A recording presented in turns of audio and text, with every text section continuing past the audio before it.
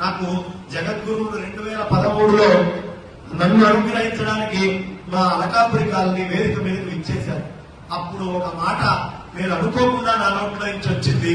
అది ఎప్పటికీ రూఢి అయి ఉంటుంది. ఏమిటి భారతీ తీర్థ మహాస్వామి చరణులు అంటే, ఎవరు మాట్లాడుతూ కూడా మౌనంగా ఉంటారో, ఎవరు మౌనంగా ఉంటూ కూడా మాట్లాడగలరో, ఎవరు సంచారం పేరు మీద స్థిరంగా ఉంటారో, ఎవరు స్థిరంగా ఉంటూ కూడా సంచారం చేయగలరో వారు భారతీ తీర్థ మహాస్వామి చరణులు, అపర శంకర అవతారులు.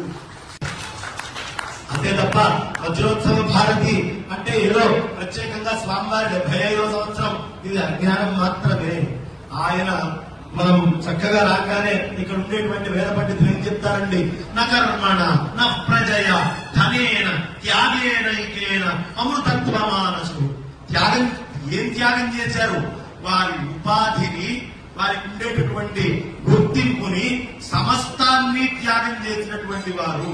కానీ అలాంటి త్యాగం చేసినటువంటి వాళ్ళని స్మరించుకోవడానికి మనం చేసుకుంటున్నటువంటి వజ్రోత్సవ భారతి తప్ప వారికి ఏమీ పట్టలేదు. వారు నిర్గుణ సచ్చిదానంద స్వరూపమై అక్కడ కూర్చొని ఉన్నారు.